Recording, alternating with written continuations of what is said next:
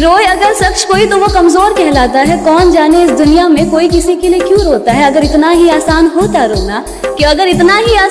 रोना तो कभी किसी शख्स का दिल ना टूटा करता। कि बुरे लगने और रोने में फर्क होता है जनाब, ये अश्कों को हर किसी पर बहाया नहीं जाता। रोका ले रोकात नइखे आँखिया से नीर रहे, लागता कि बेघातावे देहिया में तीर रहे।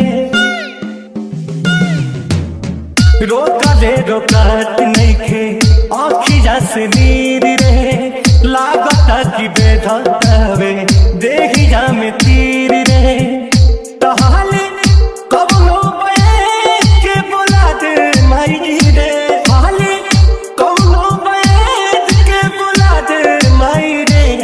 बिना जान के जियल नाही जाई हमके, सुइया जहर के लगवा दे माई रे।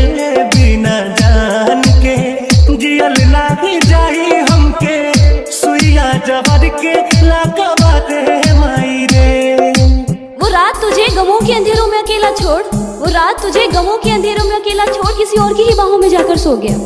तो क्या अब उसकी रातें को उजाड़ने की तमन्ना है? नहीं तो क्या आप भी उसकी खुशियों की दुआओं में सजदों में अपना सर झुकाया करती हो? हाँ।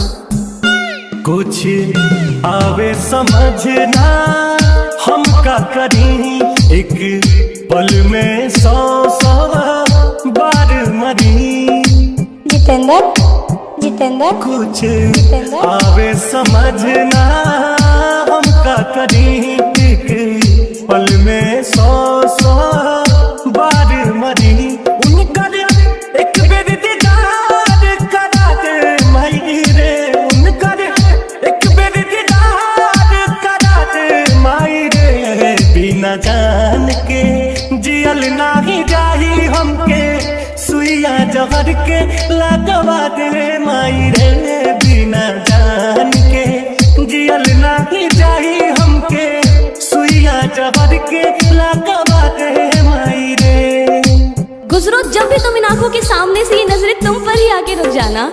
तुम्हारा मुझे देखकर बस मुस्कुरा जाने से मानो मेरा दिल का था बन जाना। तुम्हारे चेहरे की उदासी देखकर मेरा दिल का तुमसे बात करने के लिए तड़प। अब सहले न दर्द सहाला हो, बिन कुंदन जियल नहीं जाला हो।